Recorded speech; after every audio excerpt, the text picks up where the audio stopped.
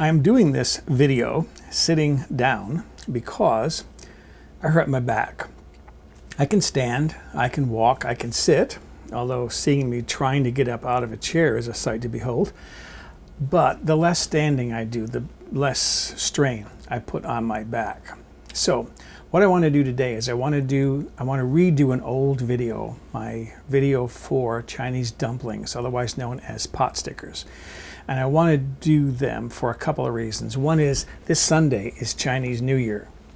And Chinese New Year is a bit of a story that goes with this. I had some friends from China that lived here for a while. They were from Dalian, China. And they said the tradition was that each dumpling is a little packet of good luck. And the more you eat on Chinese New Year, the more good luck you will have during the following year. So for Chinese New Year, when they would invite me over there, on Chinese New Year, all they served was dumplings. The more you ate, the better. So we would just basically eat dumplings until we couldn't eat anymore.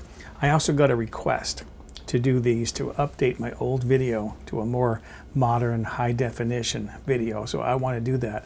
And he also suggested that I show some things like wontons. I can show you that. It's really simple. I'm going to show you some cheats. I cheat anyways when I make these. I'll show you that, but there's some ways to do it even more easily to make these dumplings. So let's make these Chinese dumplings. First thing I need to do is make the dough that the pot stickers or dumplings are going to be wrapped in.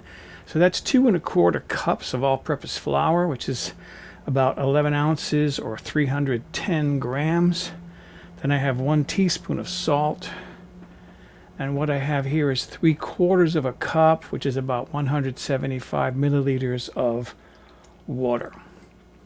And I'm going to blend this together until it's dry enough to knead. Okay, that looks pretty good there. I'm going to transfer that out onto my counter. Set that aside, and I'm going to start kneading this, bringing it all together. I might have to add a little more flour or a little bit more water. The thing with flour is you just don't know some days what it's going to do, whether it's going to be more absorbent or less absorbent. Sometimes you need to adjust as you go along. This might need some more water, just a few drops, to bring it together and get it smooth. Okay, that did come together pretty well. It's not sticky, so that's good. All right, I'm going to wrap that in plastic. It's not perfectly smooth yet. It'll actually get better a little bit later on. I'm going to let that rest. That'll give the flour in there a chance to absorb some more moisture, and it'll actually help it to become more smooth when I work with it again. Next, I need to start working on my filling. I have here 3 large chicken thighs, boneless, skinless. You need about 12 ounces, 340 grams of ground chicken or pork. You could use ground turkey if you want. I'm going to cut up my pieces here into smaller pieces because I'm going to pop them in a food processor, which I have over here on the side. And I'm going to grind the meat up in there. So I put my chicken pieces now in my food processor,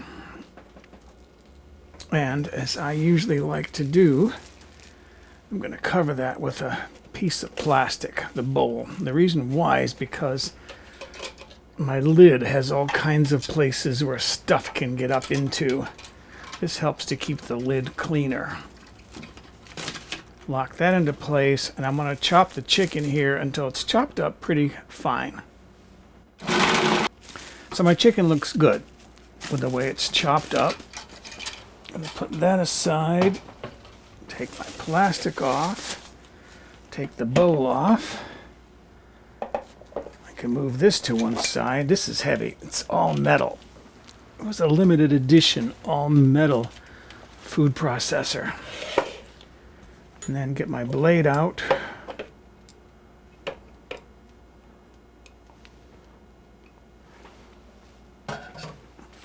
I have here a bowl ready to do the filling. So I'm going to put the chopped chicken in there.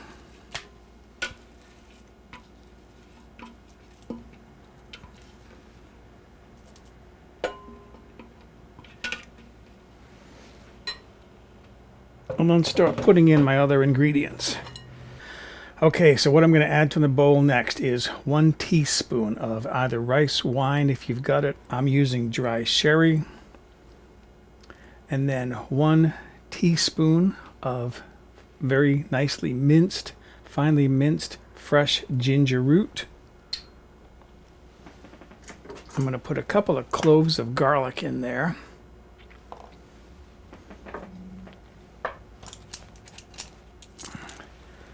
You can either chop them up. I just think it's easier to run them through a garlic press.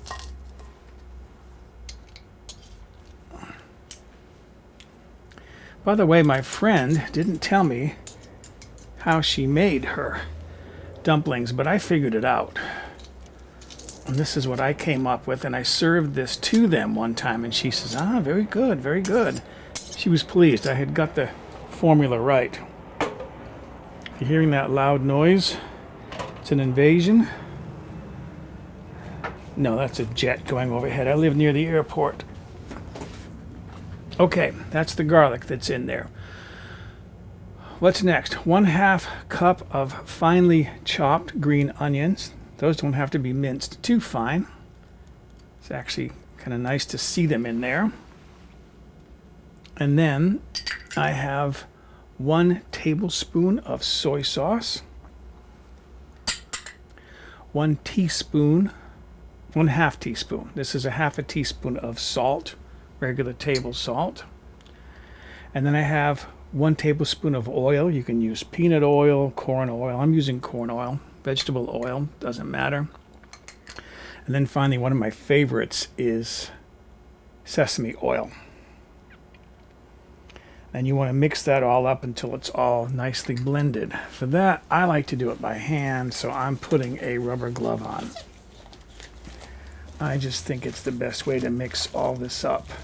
But do it any which way you like. All right, I'm happy with the way that looks, so I'm going to cover this bowl with plastic and set it aside, and I can return now to my dough.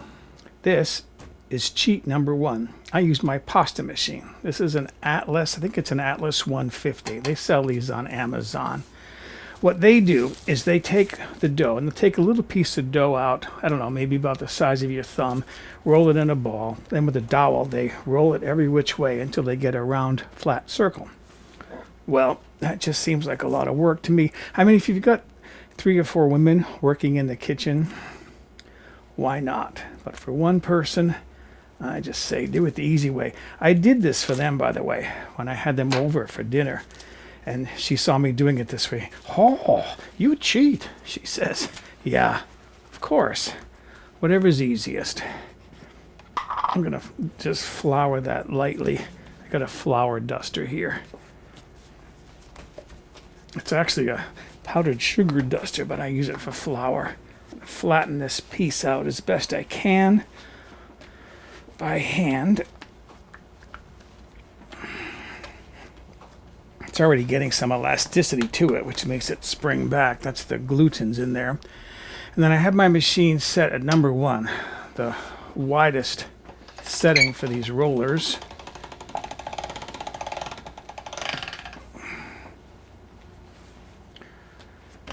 I'll go to number 2, and I'm going to keep rolling thinner and thinner until I get this thin enough. Number 5 is best, I think, on my wheel. Okay, this is starting to get a little bit sticky.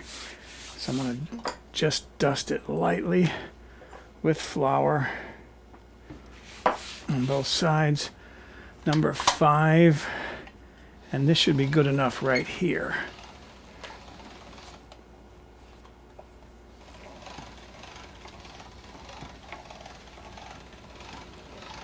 All right, there's my dough. I'm going to cut that in half because it's too big. And that's what I'm going to work with. Now, what I've got here is a container, a box of cutters. And the one that I like for these is the 5th one from the largest. This is about 2.5 inches or 6.4 centimeters in size. I think that works best for my dumplings. And what I do is just start cutting. And that's my cheat. Rather than rolling each one out individually, I'm going to cut what I need with a round circular cutter. This dough, you can ball this up and run it through again. I'm going to do just enough for a demonstration today, so I'm going to set that aside. All right, let me get my filling out again. So here is my filling. I got a little spoon here, and I'm going to pick up a little ball of filling, not very much, part of that spoon.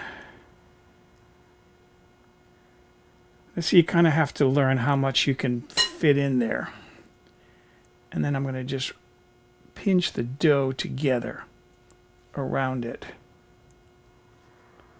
If your dough is a little bit dry, you can wet the edges to get that to seal. My dough is still just sticky enough that it'll work. Okay, first batch. Cheat number 2. You don't have to make your own dough if you don't want to. You can buy egg roll wrappers. I've done this, and it works. It's not quite as nice, but it's effective. I bought these at the local grocery store. Where I shop, these are on the same aisle. They're in the refrigerator aisle, and they're on the same aisle as the where the cheeses and the salamis and so forth are.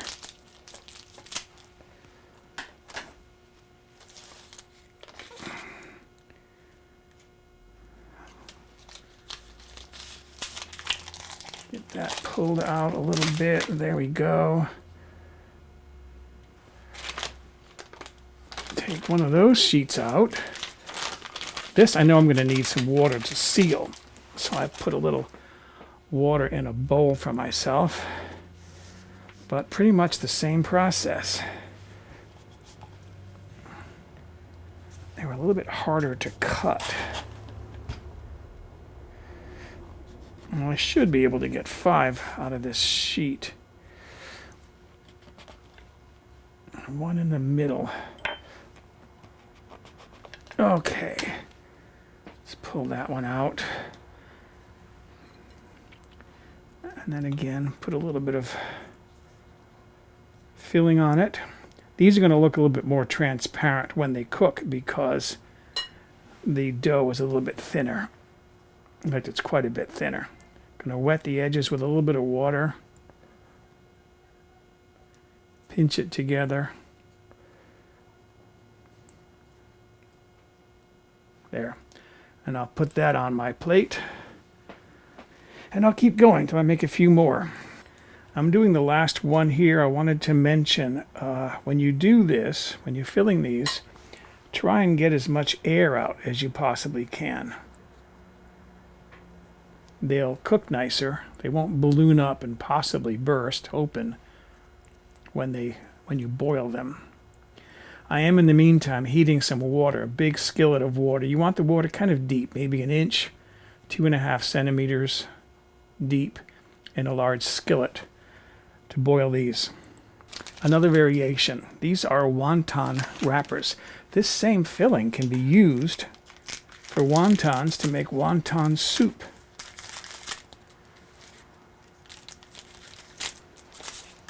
These are, of course, a lot smaller than the egg roll wrappers.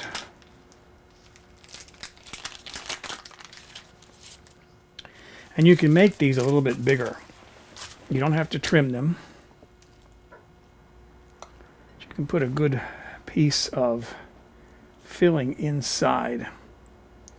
I am heating some chicken stock that I've watered down a little bit because I have concentrated chicken stock. It's my homemade chicken stock. So just do 2 sides, roll it over, and just press it together. Again, trying to force the air out around the edges. And that is a wonton, very easily made for wonton soup. I'm going to make some of these because I'm going to make some wonton soup today. The last thing I want to show you is my favorite dipping sauce. The Chinese like to use rice vinegar. I don't, because I don't really care for the tartness of vinegar. So I'm putting a little bit of water in this bowl. Some soy sauce, about half and half. And then put just a few drops of sesame oil on top. And that's what I like for a dipping sauce. As you can see, I've got water coming to a boil. So I'm going to lower some of these in there. Get that water moving. That helps to prevent them from sticking. You can cook these maybe half a dozen or so at a time, or a dozen or so at a time. There's 6.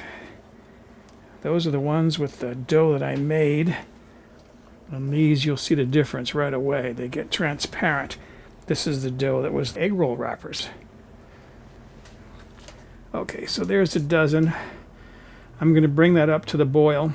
They'll start to float after a minute or so, and then you want to cook these for about 3 minutes, because there's raw chicken in there. You want to make sure it's cooked all the way through. There's my chicken broth with some water in it coming to the boil. So I'm going to put, I don't know, maybe 3 of these wontons in there for a wonton soup. And the same thing, I'm going to cook those for 3 minutes. Give that a stir so that it doesn't stick. 3 minutes. So there are my dumplings, my dipping sauce. I'm going to put some of my wontons in this bowl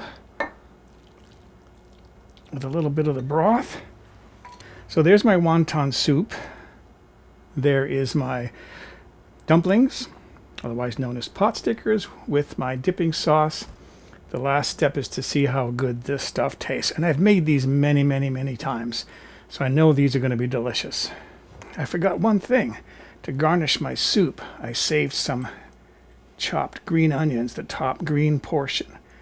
And I want to put a few of those on top to finish that up. I'm going to use chopsticks. I haven't used these in years to eat with. It's kind of like learning to ride a bicycle. You never forget. All right, put it in my dipping sauce.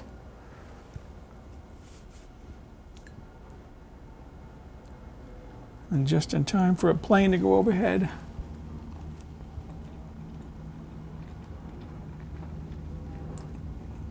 Yeah.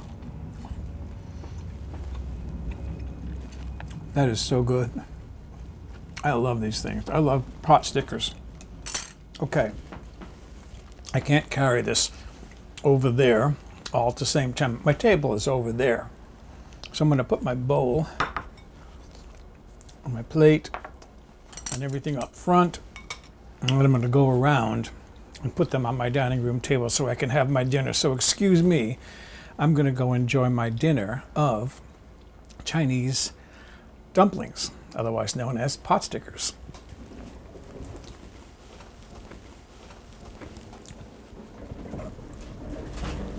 And I did want to mention, for the sake of the subscribers, that I might take some time off from doing videos just to give my back some time to recover. Could take 4 to 6 weeks. I'll see how things go. I could be fine next week. For a printable PDF copy of this recipe with step-by-step photographs, visit my website, mobilehomegourmet.com, and look on the home page or in the recipe archive. I'm going to transfer that to my counter, get a little bit in my lap.